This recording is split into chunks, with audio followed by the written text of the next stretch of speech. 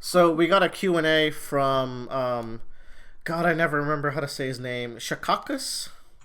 Let I'm me double sure check. that is 100% how it's pronounced. Shakakus asks, we mentioned, I forgot in what, in what talk. Oh, it was in the Hentai Asmodeus Oh mistake yeah. talk.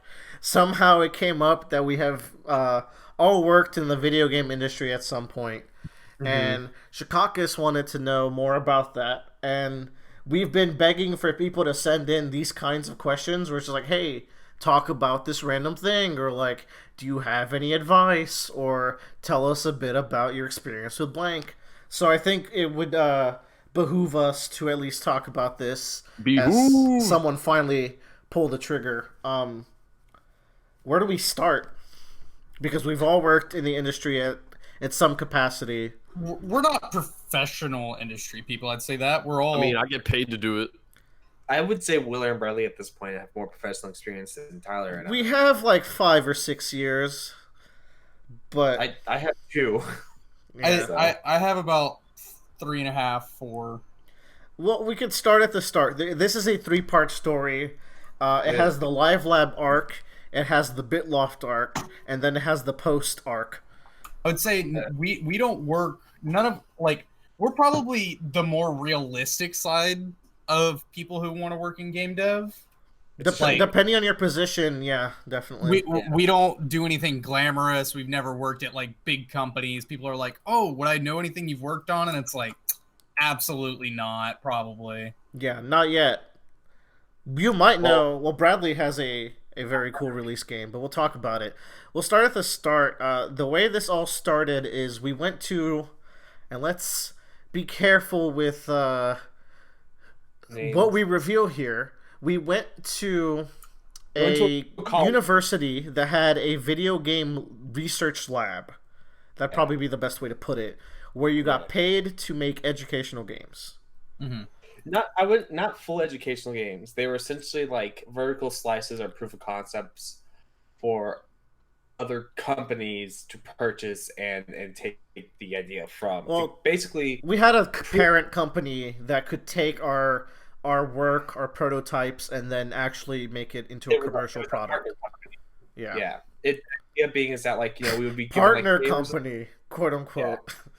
uh, Here's a subject that people are struggling in, or a subject that we kind of want to streamline. How would you streamline this? We would develop a game about it and then present it, and then the company would pick it up and make it into a fully fledged game.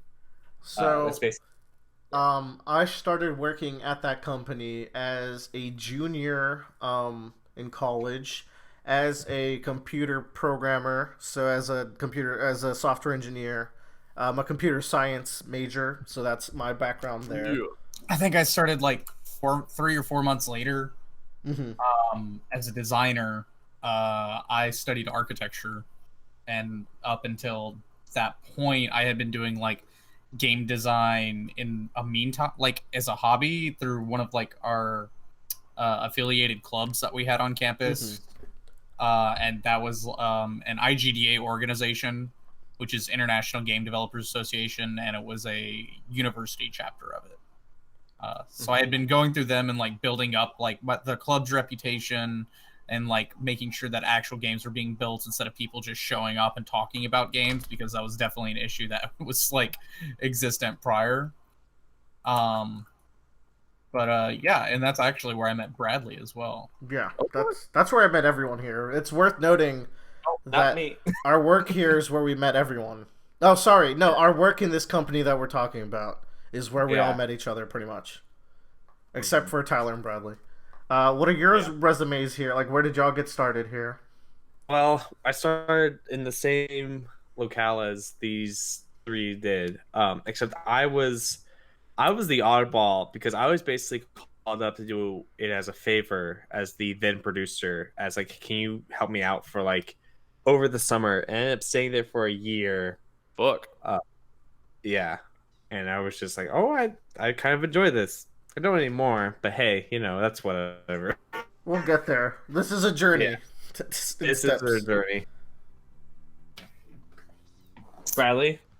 Yeah. So, kind of on a whim, I ended up visiting the like game dev club, the same organization Tyler talked about, and like I was doing computer science, but I didn't know what I wanted to do with it. And so on a whim, I visited that club, and they're like, "Hey, in like a month, there's a game jam coming up." And I was like, "Oh, I think I might want to do that." So I just teamed up with like the closest people to me, and I don't know. In 48 hours, we made a game with a bunch of other teams. Willer would have been at that game jam, which was actually where I met Willer for the first time. Oh yeah! Oh my god! We fought in the fucking Smash Bros tournament, and he beat me. I was Ness. It was Ness versus Lucas. And Bradley was really upbeat, and then I beat him. And then a few months later, I heard about the Live Lab. I applied. I walked into the interview, and Willer's like, "How's the tush?" It's true. Yeah, fun fact, I interviewed Bradley along with our programming lead. Bradley is a programmer, worth noting. Oh, yeah, I do that.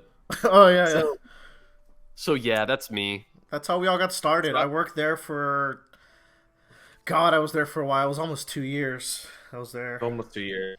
You were like the oldest person there, in terms of like lineage of being there. It was interesting. So like I was the last one to show up in this lab, and so going through this, I had to basically like convince everybody that I could tell them what to do and like figure my way out, because I had zero background on how to make video games before I started this job.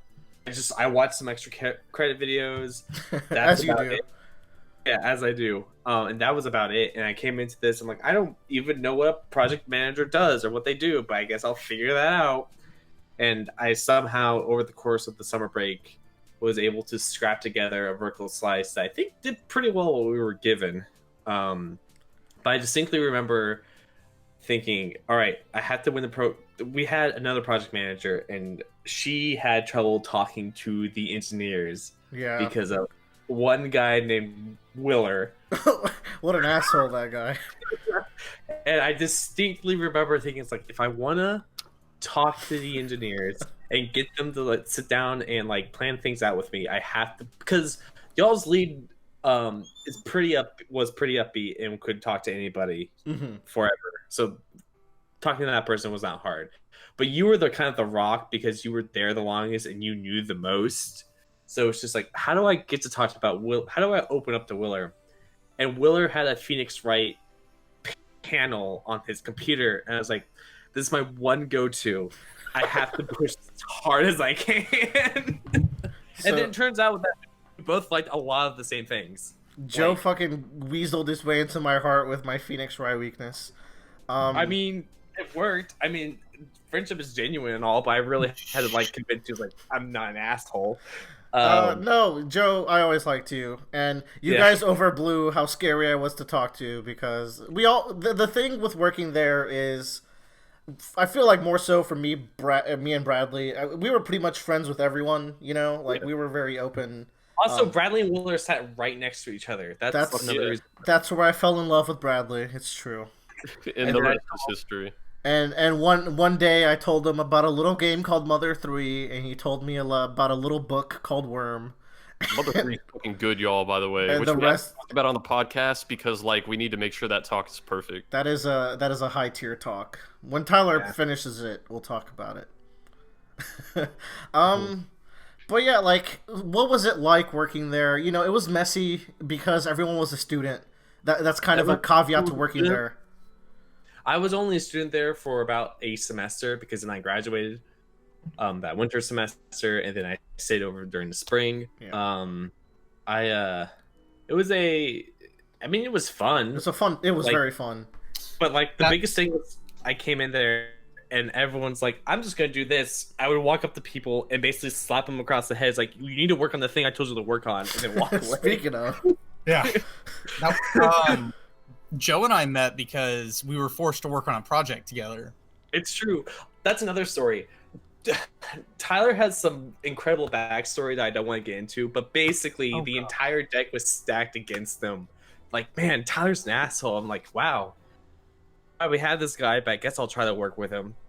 And Wait, the deck was stacked against me. Tyler was the actual intimidating one to talk to, not me. Yeah, for everyone else, I got to the point where I just wasn't taking this shit anymore. I had a nice reputation at the lab because, like, as we were all students, you know, like people have to work so many hours per week, but you know, people's work life, student life get busy and all that stuff. So I would always come in after hours. Like I would start my work shift at like 8:30, 9 p.m. some nights and not leave until 1 or 2. And people were like, does he even work here? And like I only had to check in with my lead at that time. And so like I would come in during lunch and I'd talk with him and I'd meet with him and I'd go to my meetings, and then I wouldn't come in for my shift until late at night. And like some people were like, does he even work here? Like, who is that Now that guy? I think about it, that's how I really met you, because that was a semester where I was working very late too, and Tyler would come in and he'd strike up conversations with me. And it wasn't long before he was like my go-to designer, where I was like, if I had a design question, I knew I could link up with Tyler. This guy gets it. He knows everything. Yeah. One thing about Tyler is that Tyler will actually write down what he's trying to do compared to everyone else in that lab. Jesus Christ. Bradley, you got any stories? I remember Bradley was put into a project where we used the video game engine Unity for almost everything except one big project which Bradley had to pretty much duo with another engineer. I hated that shit. Why is that, Bradley? Well, so yeah, we were working on this project in Unreal, which there's been many debates over Unity versus Unreal. Personally, I like Unity better. Not gonna get into it. Anyway, this was the one project at the lab that used Unreal, and me and my boy Spencer, we were up late working on a deadline. We'd been in the lab for like 2 days straight. It was like 3 a.m. and the alpha was due the next morning, and we were not even close to done. And it was like 3 a.m. and Spencer comes over to me. He's like, Bradley, and this was like an hour after this one bug got him so mad he like threw a chair across the room. Oh my god. He was not having it. I was not having it either. So he came over like 3 a.m. He's like, Bradley, here's the deal. I'm going home. And so me, young boy who had only been making games for like 2 months at that point, I was like, but you can't go home. We haven't finished the alpha yet. What about the deadline? He's like, I'm going home. Spencer was my senior, so he was there before me. Yeah. So that's when I learned you could just say no to a deadline. That was another thing, was like prior project managers in that lab, I don't know what the fuck they were doing, but they weren't doing their job. Man. Because one thing I learned was I had to go look at someone in the eye, our person, our boss, and be like, yeah, that's not gonna happen. You're gonna have to give me something else. And like I would provide them like with ways that like, here's what we can do, here's our plan, here's our timeline, here's our plan. But like people would come in and be like, oh, I want this. I'm like, okay, well I need this. And I just did not care about sugarcoating things. I think we can wrap up this chapter of this story by talking a little bit about the people we were working for and the subject matter experts that we were forced to use. Ew. Because that was a big thing that we ran into. We got a lot of requests from the upper heads that were unreasonable, and also we had to, every single game design decision had to go through like the subject matter experts. So if we were making a game for, say, art history, you had to go through this professor of art history that had to approve everything, and apparently they were really hard to communicate with. Yeah. Some of them were, some of them weren't. The last project we had, and I think honestly I'll take part of the credit, was I was able to sell it to them better. Yeah. And the ideas we were trying to convey and how it worked out for them too, because some of them came in, they were just adamant, like, no, like they were trying to be the game designers. But the last two SMEs we had to work with were great, in my opinion. I remember them. You really liked them. Yeah. I did, yeah. I also loved our instructional designer. We had a PhD student. Wenting. Yeah, Wenting was the best. And she knew how to, like, go through research and, like, kind of, like, set things aside. And, like, there were points when we were kind of coming up with the original concept of the game. And like by the way, our lab was the worst. I think we had 6 months for a vertical slice, and sometimes you may get 6 months for like pre-design concept phase. And so we don't really get to test a lot of our ideas. We just like kind of had to say shoot, and here's our best one. Yeah. But she was great because when we were going through the initial concept phase, like at the very beginning, she would like sit down and be like, no, how does that work? How does that teach? And like everything. And she kind of combated with me on a lot of ideas, and it was a great environment because she would provide constructive feedback too on like, and she like, we were able to settle on things where like, okay, well, that may not teach this, but it will create fun in that, and they can hopefully make their own conclusions, because like we weren't making no civilization type education games, you know? Yeah. I think Tyler was the lead designer on, I think, our most interesting game, so I'm pretty proud of him for that one. Yeah. Thank you. That was my favorite game made. It was also it was rushed too, so like somehow. Well, I had been there for a while, and we had one project that we worked on for like a year and a half. Jeez. And it went through so much ideation and iteration. It was just like, I kind of obtained this passion for not dealing with indecisive design choices. And it really irritated me when I was working with other designers that were indecisive about things. I'm like, no, you say we're going to do this, we're going to test it, and it better be a damn good idea, and you better have conclusive reasons on why it's fun. Yeah, that was the big thing about the first project that we came on to, was that people were like, well, I don't know if this will work. I'm like, then do it and figure out if it does. If it doesn't, we don't do it. That's good for chapter 1, because that experience took us into what I think was the most interesting chapter of this story, where we became criminals. I have no qualms about using names here, where we worked for the company called Bitloft. And I think it's safe to not have qualms here, because I don't think that place exists anymore the same way. The second part of them, I think, just actually liquidated as well. I think Player One Esports just dissolved. Oh, wow. Well, so the way that worked is I graduated, and there's a hard cap on how long you can work at the live lab at that lab before you are forced to leave as a grad, because you have to be either a graduate student or an undergrad student, which doesn't exist anymore. Cool, great. Well, we were forced out the door, and it was very stressful because finding jobs in the game industry is tough, which is a big part of chapter 3 of this story. But I was having the rough time back then, and thankfully the place we were working at before had certain connections with certain people who started working in certain companies in Indiana, who then hired me on remote. I very quickly recommended Bradley because I knew he was graduating soon. And that whole job hunting thing was horrible, and as he does, he crushed whatever interviews they gave him. So me and Bradley were there pretty early, working remotely on educational games again. Can't ever escape this educational hellhole when you get in there. So that's a thing. But I'm glad, like, it could be worse. Like, Bradley got hired right out of school, so that's pretty great. Pretty soon after that, Tyler and Joe came on. Oh, gosh. Yeah. Joe got on first, but I have a good, fun story about my getting on. Yeah. The guy that was the head project manager of the project, we worked together a little bit while I was at this lab, and then he really liked me, and then he came in to visit one day. He's like, "Are you looking for a job?" I'm like, "Yes." This was like about 4 months into my 4 months post graduation, or maybe 3 months post graduation or so, and then he hooked me up with that job, and I also started working remotely, which was strange. Yeah, I worked remotely at this job for a year and a half. That is a long time to work remote. Yeah. I mean, I guess some people do it for their lives. Tyler, what was your story? I don't remember it. So I'm a designer with probably more experience in like project management. Like, not as good as project management as Joe, but like definitely better at handling people.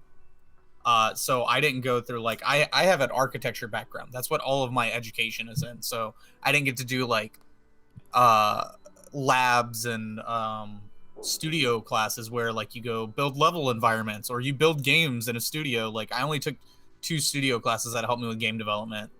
The rest was on my own and research and going to events, talking with people, interacting with other people who worked in the industry. So I have honestly, and I still do now, I have a terrible portfolio, and I only have things to get me jobs by association and like recommendation, because all the people, like I would say 90% of the people that interact with me, even the ones that still hate me in the industry today, have been like, I don't like him as a person, but he is a fantastic worker and like he's a great designer. So like as I go into that, this guy doesn't know me, and I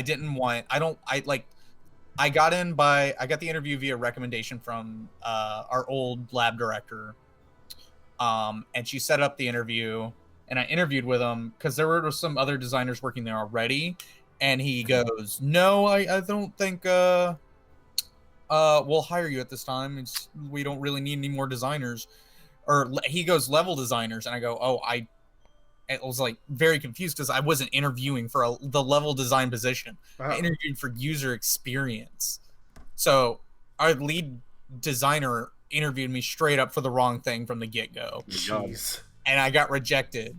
And then the PM was like, "Wait, what? You interviewed him for the wrong thing? Like, what are you talking about?" And it's like, no. And then they just brought me on anyway. And I worked my ass off at BitLock. I really did. Like, Tyler was like, there were so many meetings where they were like, we gotta get Tyler in here. I was impressed at how much he was needed for everything. Yeah. Company was a mess in itself. Here's the thing. This is a story of highs and lows. Because for a while there, and I mean, I've heard Bradley say it, I don't know if you guys fully agree, that was a cushy job. We were getting paid pretty well as contractors. We were working from home, so there was that nice freedom. The people we were working with were pretty good, give or take, like a bad egg who would bug you for everything, cough, cough. The environment was great. Like, everybody who I liked everybody that worked on our team, and I didn't agree. I had a bad taste in my mouth from the get-go because I got rejected a little bit. Right. So I always had like I had a bad taste in my mouth because I was going through some social issues at the time when I started. That's the problem of this story. Like this, so us telling you this story is actually us kind of picking at scabs because we're doing this so you guys can know a little bit about our lives in the industry, but really there are some emotional binds to these stories that we're just having to kind of push through. I called those years. Year 1 was life at the lab, and then year 2 was life after the lab, and now we're at life without the lab, which I don't know how long that will go. But we'll see what happens. It's at BitLoft, so things were good for a while, and then those last like 5 months happened, and kind of soured everything. January 2019 was the last good month at BitLoft for multiple reasons. And then come at the end of February, personal things happened to me, and then my boss was like, "Hey, our funding got." So what basically happened was the company that we were working for was being funded by this thing called the Virtual School in Indiana. But it turned out that the Virtual School in Indiana was lying about their number of students that they had to increase their budget, which was then being funneled into BitLoft to make this game. But coincidentally enough, both of these companies were owned by the same person. I believe the word extortion could be used here. We had illegal money in our bank accounts. Hell yeah, baby! Nope, spent it all as fast as I could. Don't worry. You can't get me, government. I'll never tell you what I spent it on. Yeah. What, Bradley? He'll never tell. But that's like we got like half of our team cut. And then we started working on this really weirdly managed project from the upper end where we were working for a rhythm horse game, but like they really weren't sure what they wanted, and we were making it so fast. It was a weird time. That was a nightmare. Also, I got cut down to part-time hours, which is terrible for a project manager because it basically meant to turn off my phone like throughout most of the week. And we needed some management at that time. Yeah, and I wish, like, my biggest thing is I wish I could help out more, but I literally was not allowed to work more than 20 hours a week. And, you know, number A, I'm a good boy, so if you tell me to do something, I'm gonna do it. And number B, I'm not gonna be used. I'm not gonna work for free. Yeah. Yeah, so like it was an interesting time. That was the one project I've ever gotten to do where just me and Bradley are the programmers. Yeah. I think we did a good job given our time restriction and our access to certain things. Hell yeah. I'm happy with what we did, but like the project didn't turn out well for multiple reasons. It got shelved indefinitely. So now we're talking about all of us with roughly 3 years of experience and no really released games, which is a bit of a death penalty when you're in the game industry. For sure. Yeah, that's me right which now. leads us into chapter 3, the dark times. Well, we'll call it the post-Bitloff times. It varies. So, this is the advice corner time. The most important thing that game industry professionals look for when they're hiring you, in case you're wanting to get hired, it varies depending on your roles. But I can say for sure that for programmers, it's released games. They care a lot about having a released title. Which at that point we didn't have one. So me and Bradley are kind of scrambling after the horse project went kaput and we got let go. I was in Brazil when I found out we were going to get let go, so that was fun. Were you really? Yeah. Yeah. Because it was when we were supposed to go skiing. Yeah. Because we all planned a ski trip together. Yeah. And like a month and a half before it happened, our PM, we had the time approved off. We had started making plans, and then they came to us like 2 weeks later and said, "Hey, y'all can't go anymore." I'm actually I was in Brazil when I found out the first batch of people got let go, and me and Bradley got let go, and Joe got let go at that time, but then we were brought back on for like a month or two more. It was weird because they gave us like a month until we were let go. Like basically, you have a month to figure out what you're going to do, and then you're gone. Which I still respect them for. Yeah. They gave everybody a month heads up. Yeah. What I don't respect them is when me and Joe and Bradley got let go, it was like a today you stop working decision. Yeah, that's how it usually goes. Yeah.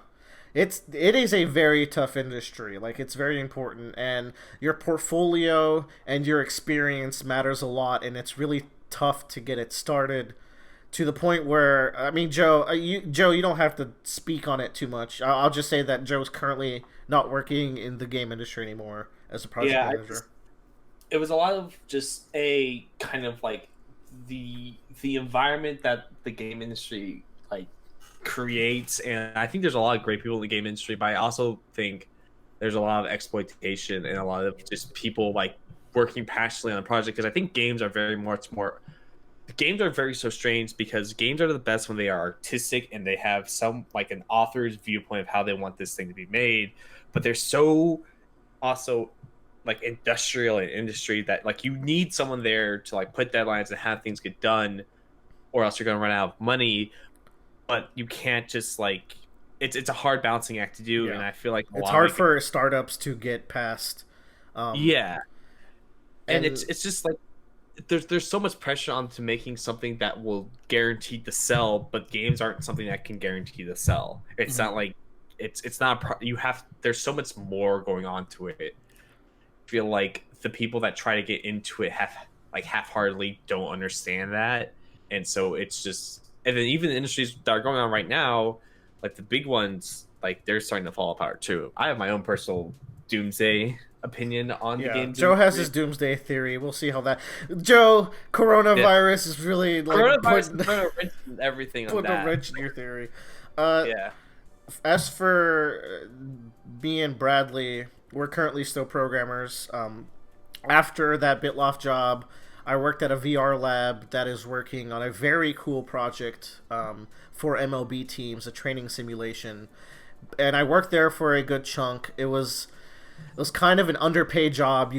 That's a thing that happens in the industry too. It's likely you'll get underpaid as a programmer. But thankfully, roughly 4 months ago, I started at a place that pays well and is making a very cool game. But I don't want to say the name of the place until at least our game is released, which is supposed to be pretty soon, but maybe even until after that, just until like I've been there long enough to like I can be like, yeah, okay, I work there.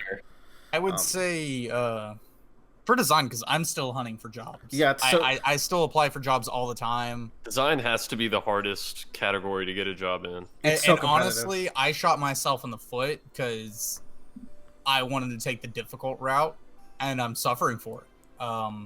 Because if you want to do design in the games industry, go study architecture in a minor sense, go like understand spacing, and then do level design. Like, that's just the easiest one. Go get some degree in art and then just do level design, or go get a degree in computer science and then just like program a bunch of systems. Like, do one of those two paths and you'll get in easy peasy. I think probably the computer science minor and then like an artistic major is my favorite degree to get in design. There's a lot of artists who get more in design roles because they have like an understanding of like I'd say if you're more of an artist and you want to become a designer, the most difficult part in that becomes understanding what sells, because you can obviously create artistic piece after artistic piece after artistic piece, but unless you really, like, from my experience, if you're an artist, you have trouble selling your product at the end of the day. And like, unless you're like an ambitious artist who is getting like thousands of followers on Twitter, is able to gain like a backing and go out to like public events and be recognized or anything, then like you're going to have a hard time selling your project, because once you get to like that amount of point, or that point, you can get enough people through social following to kind of like back you up on any project that you would work on, no matter how artistic it would be. It's true. We have some friends like that. Support you. Yeah. Computer science, I would say 1 in every 100 computer scientists can, like, the thing with design, anybody can do design. It's not coming up with ideas. It's making sure that you can pick the right ideas and put them all together. I would say 1 in 100 computer scientists probably make the good chops for a human understanding of the game designer. No offense to Bradley and Willer. I would not, dude. I couldn't design a game because the stuff I think is fun is probably not stuff most people think is fun. Yeah, I have a interesting take on, in the games industry, fun is not an opinion; it's a science. And as game designers, we are trying to craft what is technically a fun experience, what induces dopamine into the human brain, you know, and what is like. And it comes, like, when we talked about genres earlier, and like when it comes to each person, that's called target audience, you know. And all right, like, if you like to play a lot of RTS games, you're probably going to be more mentally challenged than you are like somebody who likes to play just Call of Duty. Mentally challenged. Sorry, he didn't mean it like that. You want to be more mentally stimulated, there you go. Okay, as opposed to somebody who wants something more like, if you play RTS, you're based. probably mentally challenged. I'm sorry, that's not what I meant to say. Bradley, where are you these days for the folks at I home? work at a place called Viewer Ready. I don't have any shame. I don't feel bad. I work at a place called Viewer Ready. We make very cool virtual reality baseball game. It's on Steam. It's on the Oculus store. If you have a VR headset, buy Totally Baseball. It's very That's true. You can also show. All right, if you're putting me on blast, I work at a place called Cerberus Interactive, but it's tough because before I got the job previous to this one, the small 3-month stint I had, I was ready to stop working in the game industry because it's generally tough even for programmers to get jobs, and if you don't have that snowball effect of having a release game, it gets tougher and tougher. So, I mean, and normal computer science jobs are very well paying and they have good benefits, and I'm very fortunate to be where I am, but it's a tough industry, and I think here you have 4 pretty good stories of different levels of just the struggles and from time to time successes that happen when you try to pursue such a sought after, I guess, industry. Well, Go ahead. I'm trying to get hospitality industry, and we have this fucking quarantine going around that's stopping all travel, and I'm just like, that's true. I'd say, you know, I do architecture, and I'm thinking about like trying to start up my own business in architecture, but I still would love to do game development. And I actually received some feedback the other day that kind of gave me a little positive burst of energy That's good. about it. Because I applied let's see, I did 10 job applications last week, which isn't a lot. I know, but there's reasons behind that. But I may do, for every 40 game design applications I do, I maybe get 3 no's and maybe 1 first round interview. It is a grind. So just to anyone aspiring or curious, and also I will say none of us have had to deal with heavy crunch except that one time Bradley did. I've worked weekends to make deadlines for you. Yeah, like you're gonna work deadlines, but we've thankfully never been in the nightmares. Like we've never been in a rock star where we were working 80 hours every week and just died. I'm very thankful for that. I did my best. I tried to not make that happen. Crunch in the game industry is very much a combination of greed and poor planning. It is. We went to GDC one year, and I went to all the project management talks, and every single talk they possibly said how they described their production line. Not a single one of them was useful. No one knows what they're doing in the production pipeline of the games industry. Jeez. I feel, or knows how to properly convey it, or are too afraid to share what they do. So it's I don't know. I went to a production pipeline. I went to a production talk hosted by Bungie because I'm a big fan of Destiny, and I would love to work at Bungie and everything like that. And I went to their production talk and I go, "Wow, this makes a lot of sense on why it took so long to turn out content earlier on." Mm-hmm. Yeah, it's very interesting when you get the. Yeah, we have a lot of friends in contact. So where me and Bradley work, we're both. Yours is a startup as well, right? We're both startups. Or newer companies, but we have friends and contacts in bigger companies. Notably, I know a ton of people at Bluepoint. I know people at Robot. That's a bigger one as well. And a big part of it is, well, depending on your role, networking is a tangible portion of programming jobs. It hasn't done me much luck, but it also has led to certain deep-rooted connections where I could have places to reach out to. So that's another thing to keep in mind. As a designer, you better learn to network and you better learn to be social. Yeah, for programming, it's a lot different from when you're a designer because Tyler has to work his butt off to get contacts and such, which is a skill that is very tiring and stressful. I would not be able to do very well at it personally. But yeah, dude, I could do an entire rant for a day on necessary things to get it into the games industry because it's not if you follow the right steps, I'll say it's not that hard. Yeah, but also it's so variable where it's even if you're following all the right steps, it just doesn't work. Bradley's had experiences where he 100%'s an interview and has every potential thing that they could ask for, and for some reason it's a no. It's so confusing sometimes and so just by the case. Yeah. Mm-hmm. But I think you're muted, Bradley. I can't hear you. Is Bradley talking? Could y'all hear him? Nope. I had my mic muted because there was someone's car alarm was going off earlier. There you go. My best advice is if you want to make a game, you have to make a game first.